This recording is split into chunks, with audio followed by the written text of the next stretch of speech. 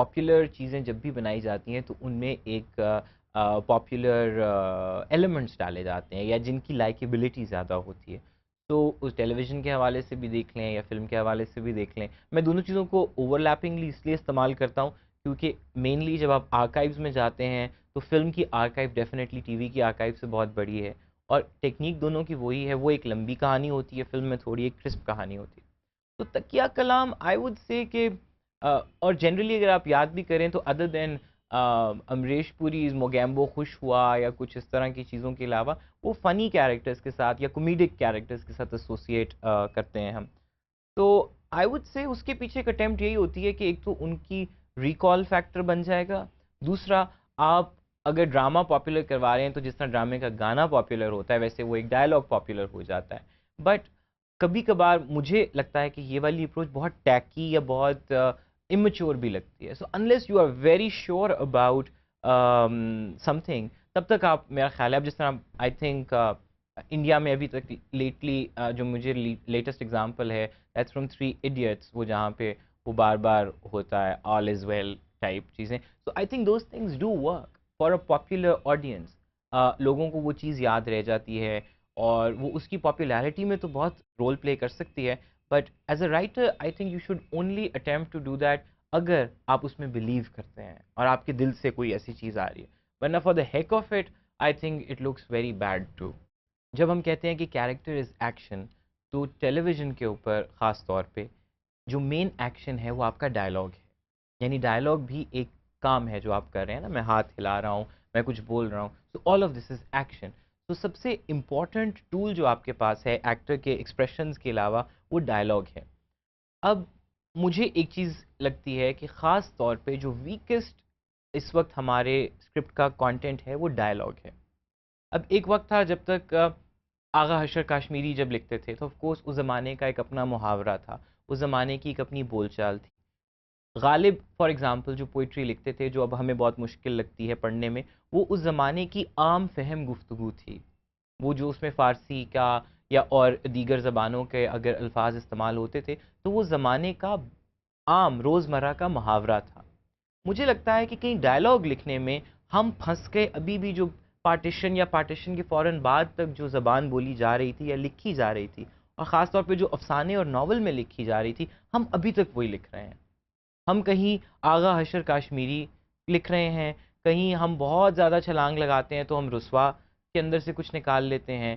फिर until the time even जब बानो आपा और अशफाक साहब वगैरह लिख रहे थे, मुस्तनसर हुसैन तारड़ साहब लिख रहे थे, तो वो उन किरदारों की शायद जिनकी वो बात कर रहे थे, उन पे वो ज़बान फिर भी जचती थी, मगर मॉडर्न डे कंटेम्प्रेरी डायलॉग कोई नहीं लिख रहा। मैं जिन 3 पीज़ की बात कर रहा था, अब वो 3 पीज़ जो हैं, उसका प्राइवेट, पर्सनल और प्रोफ़ेशनल सेल्फ, ये बनता है पूरे कैरेक्टर की एक बैक स्टोरी से। अब मैं एक सर्टेन घर में पैदा हुआ, एक सर्टेन उस घर का रख-रखाव था, मैं एक सर्टेन तरह के स्कूल में गया, मेरा एक सर्टेन तरह का ग्रोथ का पैटर्न रहा। तो जो मेरी बोलचाल है, उसमें ऑटोमैटिकली कुछ लफ्ज़ ऐसे होंगे, कुछ तलफ़्फ़ुज़ ऐसा होगा। तो मुझे लगता है कि डायलॉग कैरेक्टर ड्रिवन होना चाहिए। डायलॉग बज़ाते खुद उसको बहुत अच्छी उर्दू में होना ज़रूरी नहीं है। अगर अंग्रेज़ी का स्क्रिप्ट है, तो बहुत अच्छी अंग्रेज़ी में होना ज़रूरी नहीं है। उसका उस किरदार से कोई तालमेल खाना बहुत ज़रूरी है। जो कि टू बी परफेक्टली ऑनेस्ट और मैं डिसरिस्पेक्टफुल नहीं साउंड करना चाहता। हाँ, बहुत से लोगों ने बहुत अच्छा मुकालमा भी लिखा हुआ है, मगर बेशतर मुझे ये लगता है कि राइटर खुद बोल रहा होता है, उसका किरदार नहीं बोल रहा होता। वो कभी किरदार के अंदर मतलब मैं कुछ लफ्ज़ गलत बोलता हूँ। फॉर एग्ज़ाम्पल मेरे अब्बा हर वक़्त मेरा जज़्म ठीक करते रहते हैं, नज़म नहीं होता, नज़्म होता है। अच्छा फिर मैं कभी सोचता हूँ कि अब्बा अगर मैं आम ज़िंदगी में नज़्म बोलता हूँ, तो टीवी पे चलें ठीक है ऑफ़ कोर्स एक आपकी शायद ड्यूटी कहीं बनती है कि आप अपनी ज़ुबान ठीक तरीके से बोलना भी लोगों को सिखाएँ। मगर अगर मैं ऐसा कैरेक्टर प्ले कर रहा हूँ, जो नॉर्मल एक लड़का है, तो वो बहुत से उर्दू के लफ्ज़ गलत बोलता है। अगर एक कैरेक्टर है जो आपको हँसाने के लिए गलत अंग्रेज़ी बोलता है या अमेरिका से आया और इधर आके टूटी-फूटी उर्दू बोल रहा है, तो अगर इतना लाउड ट्रेट किसी कैरेक्टर में मौजूद नहीं है, तब भी उसका एक अपना मुहावरा, एक अपनी गुफ्तगू होना बहुत ज़रूरी है, जो कि मुझे लगता है हम नहीं क्रिएट करते। फिर कुछ डायलॉग हैं जिनमें बहुत लफ़ाज़ी और वर्बोसिटी वो एक सर्टेन तरह की जॉनरा में बिलॉन्ग करते हैं। थिएटर फॉर एग्ज़ाम्पल जब आप थिएटर देखने जाते हैं, तो शेक्सपियर जो लिखते हैं वो बाकायदा एक राइम में है चीज़, राइट। आयम्बिक पेंटामीटर में वो लिखते थे सारा कुछ। वो राइम में जब वो लिखा गया है सब कुछ, तो वो थिएटर में आप उस एक्सपीरियंस के लिए तैयार हैं। हाँ, आप देवदास देख रहे हैं तो आप वो बड़े बड़े डायलॉग सुनने के लिए तैयार हैं। अशफाक साहब या बानो आपा जब आपके लिए कोई ड्रामा लिख रहे हैं, तो वो जो फ़लसफ़ा बीच में बयान करें, तब आप इस नज़रिए से उसको देख रहे हैं कि हाँ, मैं एक लार्जर दैन लाइफ़ या एक डिटैच्ड चीज़ देख रहा हूँ, एक फैंटेसी की तरह उसको देख रहा हूँ। मैंने बानो आपा की सीरियल डायरेक्ट की खुद, पिया नाम का दिया, और जो उसमें डायलॉग्स थे, हर किरदार कुछ हद तक एक फ़लसफ़ा बयान करता था। मगर फिर मैंने उस पूरे ड्रामे की जो आउटलुक रखी, वो थोड़ी-सी अनरियल रखी। क्योंकि जो गुफ्तगू थी वो रोज़मर्रा की गुफ्तगू नहीं थी। उसमें उसमें किरदार जो थे वो जो कुछ बोलते थे वो बहुत अच्छी बुनत के खूबसूरत लेकिन मुश्किल डायलॉग थे। So then I treated it a bit theatrically. तो इस पे भी डिपेंड करता है कि आप क्या जॉनरा में काम कर रहे हैं। अगर आप कोई ड्रामेटिक बहुत फैंटेसी टाइप बना रहे हैं, हाँ, आप बादशाहों की कहानी सुना रहे हैं, आप बड़े-बड़े जुमले भी लिखें। आप एक लिखने वाले की कहानी सुना रहे हैं, तो जो लिखारी होता है वो मुश्किल भी बात करेगा।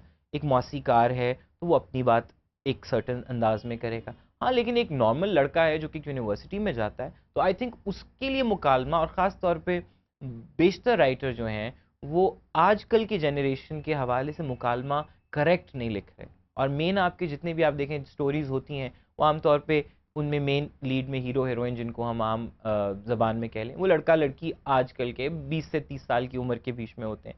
उनका मुहावरा बहुत कम लोग लिख रहे हैं। और मैं उससे ये नहीं कह रहा कि वो कोई बहुत यो बातें करें और हर वक़्त अंग्रेज़ी में बोलते रहें या अंग्रेज़ी की, बट एक सर्टेन कैरेक्टर, तकिया कलाम की जैसे बात हो रही थी, तो तकिया कलाम होना क्यों ज़रूरी है? सिर्फ़ एक अंदाज़ भी तो हो सकता है। तो उस अंदाज़ में कुछ सर्टेन तरह के पेट वर्ड्स होते हैं जो लोग इस्तेमाल करते हैं, सर्टेन तरह के फ्रेज़ेज़ होते हैं जो लोग यूज़ करते हैं, इडियम जिसको हम कहते हैं, इडियम नया बनता है हमेशा, वक़्त के साथ-साथ बनता है, इडियम की खूबसूरती ये है।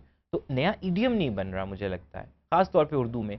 तो जहाँ स्क्रीन प्ले में फिर भी चूँकि आपके पास मार्जिन होता है, आप लोकेशन चेंज कर देते हैं, आप कैरेक्टर्स, अगर फॉर एग्ज़ाम्पल मैं चाय पी रहा हूँ, तो हाँ, मैं कोई मैकडॉनल्ड्स के कप में चाय पी रहा हूँगा तो ऑटोमेटिकली ज़माना बदल जाएगा, या मैं मोबाइल फ़ोन पे बात कर रहा हूँ। मगर जब मैं बोलना शुरू करता हूँ, तो फ्रैंकली मेरे लिए और मेरे किरदारों के लिए बहुत कम राइटर्स ऐसे हैं जो आज का मुकालमा लिख रहे हैं। वो अच्छी उर्दू लिखने पे ज़्यादा इन्हिसार कर रहे हैं। एक वही कैरेक्टर जो थोड़ी देर पहले आपको बहुत इन क्रूड वर्ड्स मम्मी-डैडी और इंग्लिश मीडियम लग रहा होगा, वो ऑटोमेटिकली तज़ाद और एतक़ाद टाइप लफ़्ज़ इस्तेमाल करना शुरू कर देगा, जो कि मुझे लगता है कि आम ज़िंदगी में हम लोग नहीं बोलते। तो unless you know your character too well, वो जो एक बात सुनने में राइटर से भी आती है कि आप कहानी में जब इन्वॉल्व होना शुरू करते हैं, तो आपका किरदार आपसे बाकायदा और खुद बोलना शुरू करता है। एंड फ्रैंकली मतलब मैं बहुत सूडो या वो नहीं साउंड करना चाहता, लेकिन मुझे लगता है कि हाँ, जब भी मैंने इन्वॉल्व्ड होके कुछ लिखना शुरू किया है, तो वाक़ई एक वक़्त आता है जब आपका किरदार आपको खुद बताता है कि नहीं, ये मैं नहीं बोल सकता। ये लफ्ज़ मेरे मुँह से अच्छा नहीं लगेगा। तो yes, I mean you should know what you are dealing with. आप मंटो अडैप्ट कर रहे हैं, डेफ़िनेटली आपको ज़ुबान का ख़्याल रखना पड़ेगा। लेकिन आप आज की कहानी सुना रहे हैं, तो आज की ज़ुबान और आज की गुफ्तगू जानना बहुत ज़रूरी है।